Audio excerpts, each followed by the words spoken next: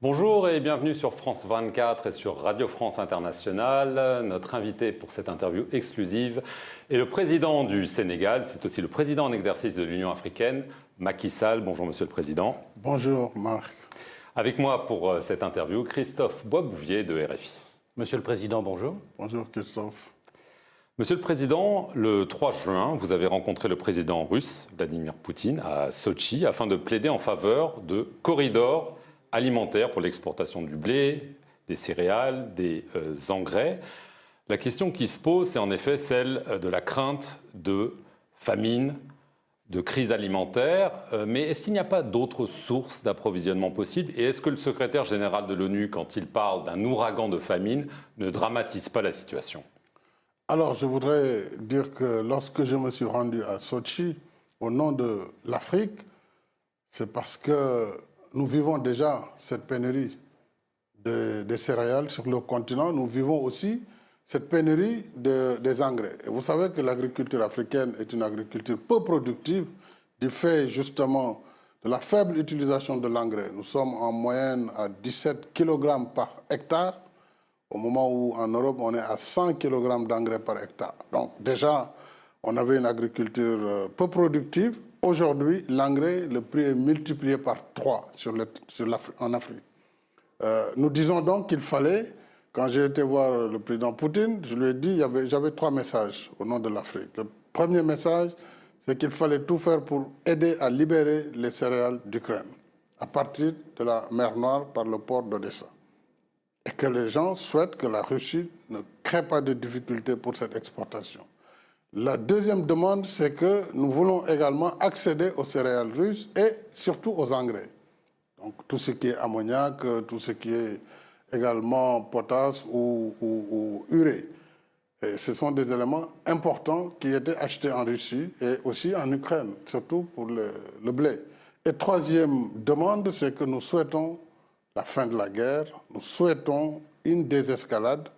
Et pour cela, nous demandons d'engager des discussions avec l'Ukraine et avec les autres parties qui sont aussi parties prenantes aujourd'hui de ce conflit. Alors justement, vous avez... Donc le secrétaire général n'exagère pas, c'est vraiment une réalité. Si les semences, si les engrais n'arrivent pas, alors que c'est l'hivernage dans la plupart des pays africains, ça veut dire qu'il n'y aura pas de récolte.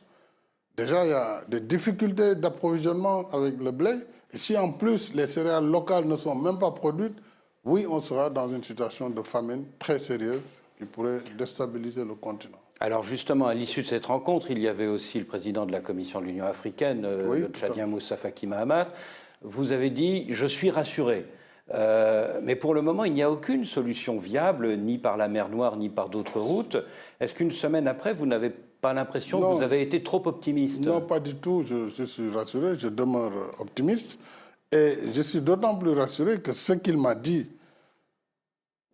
devant Moussa Faki, son ministre des Affaires étrangères, l'a rappelé avant-hier à Istanbul. La Russie s'engage si le déminage des eaux du port d'Odessa est assuré, elle s'engage si les conditions de contrôle des bateaux sont faites, qu'elle ne posera aucun acte pour la sortie du blé ukrainien. Il s'est même engagé en disant si l'Ukraine veut utiliser d'autres ports, comme Mariupol ou d'autres, elle pouvait assurer les corridors de sécurité. Donc, jusqu'à preuve du contraire, je n'ai pas d'éléments me permettant de contredire cela. Alors, je pense qu'il faut maintenant travailler à ce que vraiment le déminage soit fait, que l'ONU s'implique, et toutes les parties prenantes, pour qu'on démarre à sortir le blé ukrainien. Alors, Vladimir Poutine vous dit être prêt, en effet, à laisser sortir, comme vous dites, les céréales et les engrais d'Ukraine, mais à une condition, que les Occidentaux lèvent les sanctions contre la Russie. Non, non, pas du tout. Ça, ce n'est pas conditionné aux sanctions contre la Russie. Mais il vous l'a demandé quand même.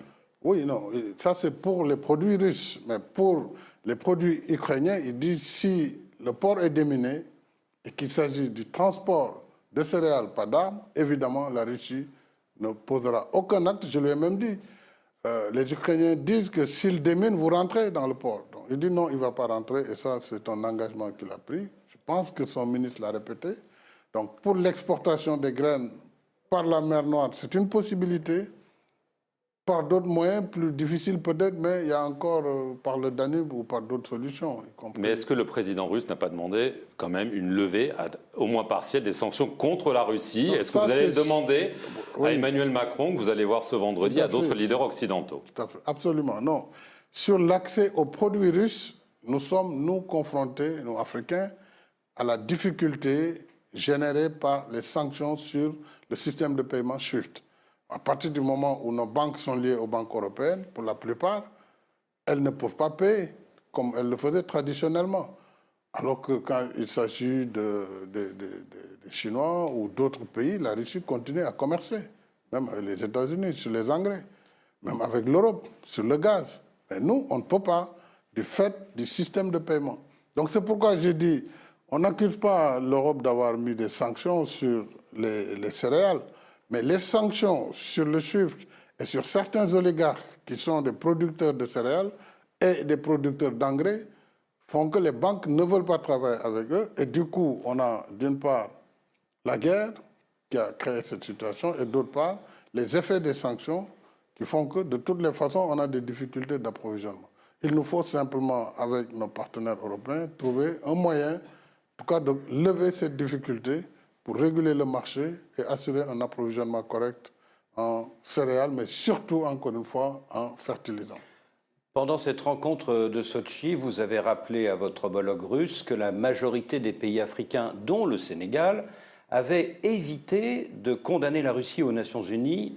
Vous avez même ajouté, malgré d'énormes pressions, on imagine peut-être Emmanuel Macron dans la coulisse. Ça, c'est vous qui l'imaginez. Non, Emmanuel Macron n'a posé aucune pression, en tout cas sur le Sénégal. Je le dis très, très honnêtement. Est-ce que vous ne craignez pas, Monsieur le Président, d'apparaître peut-être comme le complice d'un pays qui a attaqué son voisin et qui est accusé de crimes de guerre et de chantage alimentaire? Et qu'est-ce qui ferait de moi un complice? D'avoir été en Russie ou d'avoir parlé? Non, de n'avoir pas voté? Ce vote à l'ONU. Mais ce vote, en quoi il fait de moi un complice? Cette abstention, plus exactement. L'abstention, c'est un vote. Ça veut dire que je ne vote ni pour ni contre.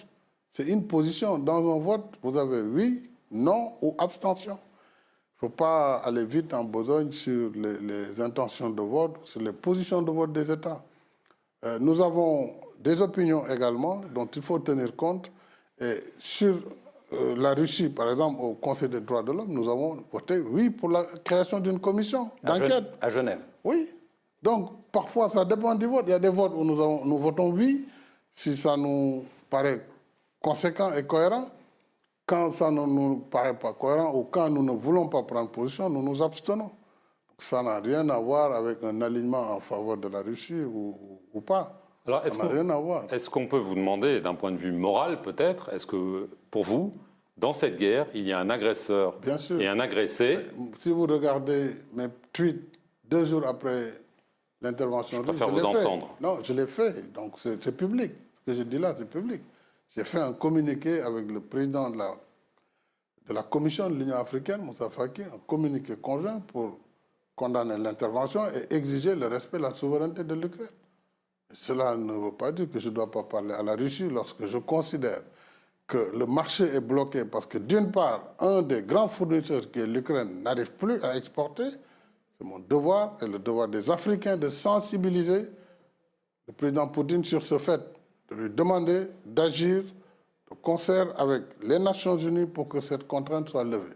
C'est aussi notre devoir d'attirer l'attention de ceux qui ont posé les sanctions, qu'il y a des conséquences de ces sanctions qui réellement ne nous permettent pas aujourd'hui d'accéder aux approvisionnements sur des produits essentiels comme les céréales et les engrais. Alors, à votre retour de Sotchi, vous avez dit le week-end dernier à Accra que vous alliez aller à Kiev pour rencontrer le président Volodymyr Zelensky. On sait que ça devait se faire il y a un moment, ça ne s'est pas fait. Est-ce que vous êtes toujours le bienvenu à Kiev, Monsieur le Président?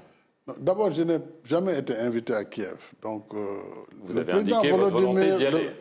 Oui, moi j'ai la volonté parce que je voulais me mettre dans une position aussi de neutralité. Mais l'Ukraine nous a demandé de communiquer avec l'Union africaine. J'ai transmis cette demande du président Zelensky. Le bureau élargi de l'Union africaine a accepté cette demande, tout comme elle m'a chargé d'aller voir le président Poutine pour donner les positions de l'Afrique et réclamer ce que je viens de dire. Donc, nous allons organiser le plus rapidement possible cet entretien entre le président Zelensky et les leaders africains. Et après ça, s'il s'avère qu'il nous invite, nous irons à Kiev avec plaisir, comme je l'ai fait pour Sochi. Au Sénégal, Monsieur le Président, l'opposition Yewwi Askanoui a manifesté pacifiquement hier dans les rues de Dakar, mais a menacé de tout faire pour empêcher la tenue des législatives du 31 juillet si ses leaders, et notamment Ousmane Sonko, sont exclus du scrutin. Alors, si une solution n'est pas trouvée pour la liste nationale de l'opposition qui est actuellement invalidée, est-ce que vous ne craignez pas un embrasement de la rue comme cela s'est passé à Dakar en mars 2021? Il faut éviter de prendre mars 2021 comme une référence absolue. L'élection législative est organisée par un code électoral et un système électoral qui existe au Sénégal, qui fait la fierté du Sénégal. Si on est un pays stable, justement, ce n'est pas le fait d'un hasard. Ce n'est pas la première fois qu'on organise des élections. Nous avons un système électoral qui est le produit de concertation, de consolidation, dont le dernier est ce code qui vient d'être enregistré, qui a fait l'objet de discussions pendant 16 mois et qui a abouti à ce qui a permis d'aller vers cette élection législative. Mais nous avons un code avec ses exigences. Par exemple, la loi sur la parité, le Sénégal ne peut pas revenir en arrière. Une liste qui n'est pas paritaire, elle n'est pas recevable. Un point, un trait. Ça, c'est la loi. Si vous faites une liste qui ne respecte pas ce que dit la loi, elle est éliminée. Elle est éliminée, tout simplement. Nous, on nous a éliminé notre liste de suppléants nationaux parce que simplement, il y a eu une erreur de juxtaposition. Elle était paritaire. Mais c'est la loi, elle est dure, mais c'est la loi. Maintenant, les menaces sur la non-organisation des élections, ça c'est devant nous. De toute façon, le pays va faire ses élections. Il va faire ses élections. Le Conseil constitutionnel a décidé. Et nous nous sommes soumis. Il y a 15 jours, la liste Yewwi de Dakar n'était pas recevable.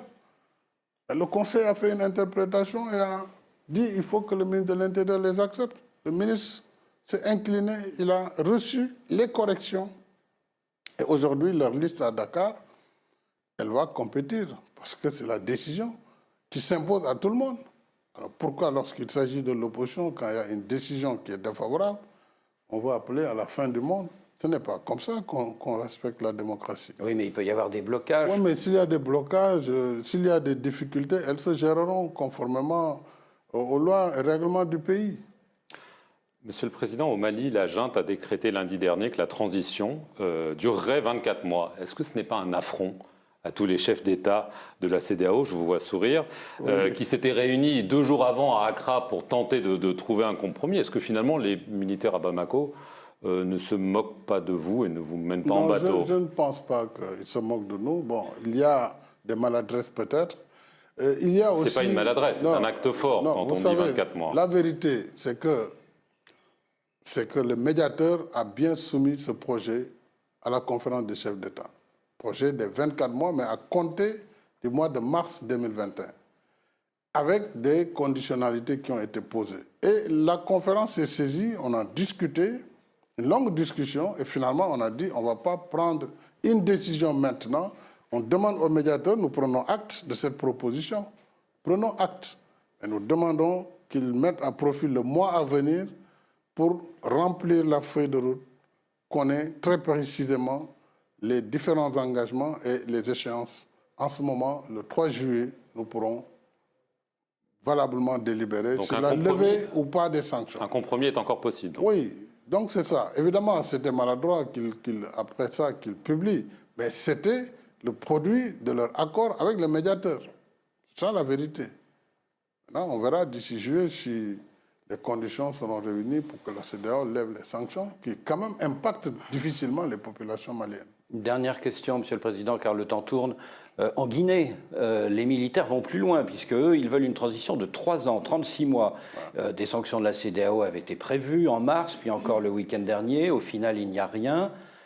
Est-ce que ça veut dire que les militaires de Conakry n'ont rien à craindre de ce côté-là?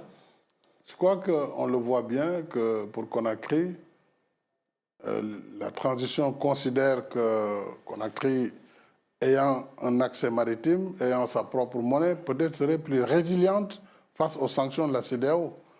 Mais je dis simplement qu'aucun de nos pays n'a intérêt à s'éloigner de son voisinage immédiat et de sa communauté. Mais il est clair qu'il nous faut revoir le système tel qu'il fonctionne, puisque la difficulté de la CEDEAO, la difficulté de l'Union africaine, c'est que, je ne dirais pas l'ingérence, mais l'entrée en force de pays qui disposent de capacités de neutralisation du travail du Conseil de sécurité à travers le veto, fait que ces pays, considérant qu'ils ont le soutien de ces puissances, eh bien, refusent de suivre ce que la CEDEAO leur dicte. Par le passé, on intervenait militairement. Si la CEDEAO continuait à le faire, peut-être qu'on n'en serait pas là. C'est une décision extrême.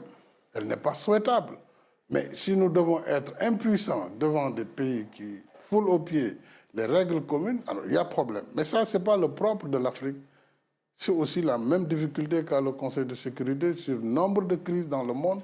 Et c'est ce que nous dénonçons aussi aujourd'hui, la nécessité de réformer le système onusien, y compris la composition du Conseil de sécurité tel qu'il est constitué. Parce qu'en réalité, les gens se neutralisent et on ne peut pas avancer, on ne peut pas apporter des réponses concrètes aux situations concrètes de nos pays. Merci, Monsieur le Président, de nous avoir accordé cette interview. Et merci à vous de nous avoir suivis sur nos deux chaînes, France 24 et Radio France Internationale. Merci.